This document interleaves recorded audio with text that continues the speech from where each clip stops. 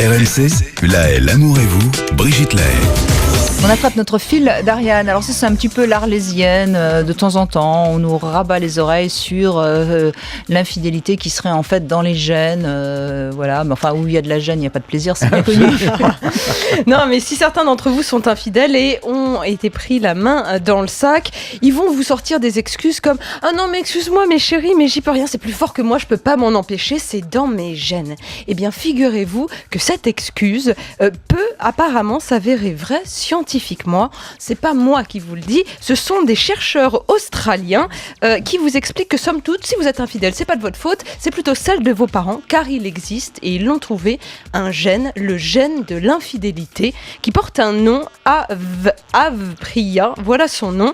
En fait, ils expliquent que 63% des hommes et 40% des femmes sont infidèles, et ces infidèles-là sont porteurs de ce gène de l'adultère, et le gène Avpriya en fait produit une hormone particulière. C'est ça qui est intéressant. Qu'est-ce qui ferait que ce gène nous pousse à faire l'amour avec d'autres? Eh bien, qu'est-ce qui nous pousse? C'est parce qu'il produit, ce gène, une hormone arginine vasopressine. Alors c'est un peu compliqué comme ça à comprendre, mais c'est une hormone qui est connue apparemment pour impacter l'attachement envers les partenaires sexuels et plus globalement aussi envers le comportement social des personnes. Donc c'est l'attachement qui est vraiment dans une instinctivité, une impulsivité qu'on ne peut pas retenir. C'est-à-dire qu'on s'attache très facilement à n'importe qui. Au premier venu, j'allais presque dire. Mais encore une fois, bon, pourquoi pas, admettons que ce gène existe, ce dont je laisse encore quelques doutes, mais ça ne veut pas dire pour ça qu'on passe à l'acte. C'est la différence entre l'humain et l'animal. C'est-à-dire que nous, on a des pulsions, mais on a aussi un troisième cerveau qui... Enfin non, plutôt on a un troisième, on a un deuxième, on a un premier, comme vous le savez. Qui peut gérer nos pulsions. On peut quand même résister.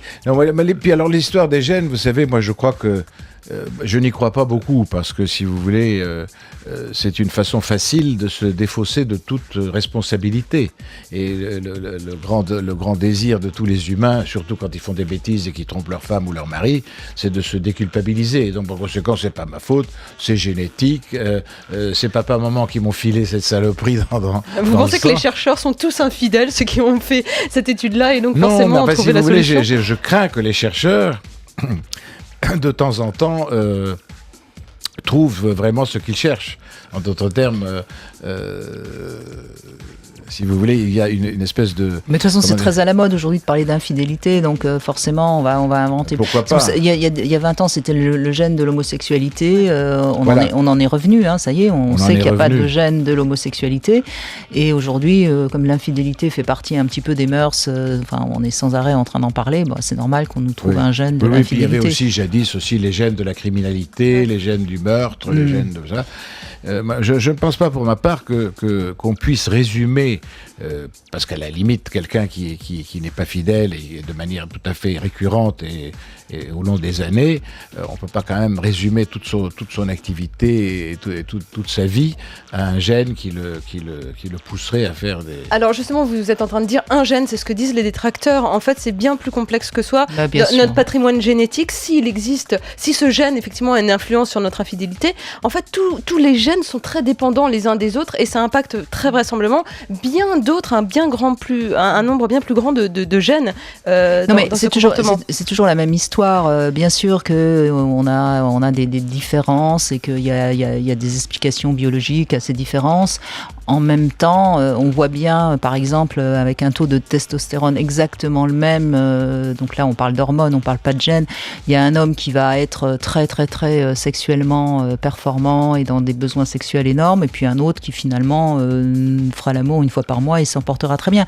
Donc on voit bien qu'il y a une réalité scientifique, et puis il y a après ce qu'en fait l'humain, et je crois qu'il faut vraiment ne jamais oublier que c'est ce qu'en fait l'humain qui est le plus intéressant à comprendre, parce que sinon, en effet, on est dans le tout scientifique. Absolument. Et puis alors surtout, moi, vous connaissez l'attachement que j'ai à la psychologie relationnelle. On ne peut pas oublier quand même le partenaire. il est bien certain que la façon dont se conduit ou dont se comporte la femme vis-à-vis du mari ou inversement doit certainement jouer dans la fidélité ou l'infidélité. Parce que si le partenaire rend la vie difficile ou impossible ou ennuyeuse à son partenaire, il aura tendance à chercher ailleurs. Si au contraire tout se passe très très très bien, peut-être qu'au fond il n'aura pas tellement besoin de ça. Moi, ce que j'ai envie de dire, c'est que somme toute, si l'infidélité c'est dans les gènes, autant vivre l'adultère sans gêne. Non, c'est pas ça que je veux dire. Surtout si vous avez le gène de la non-culpabilité, Ariane. Là, vous êtes sauvé. À bon attendeur, salut.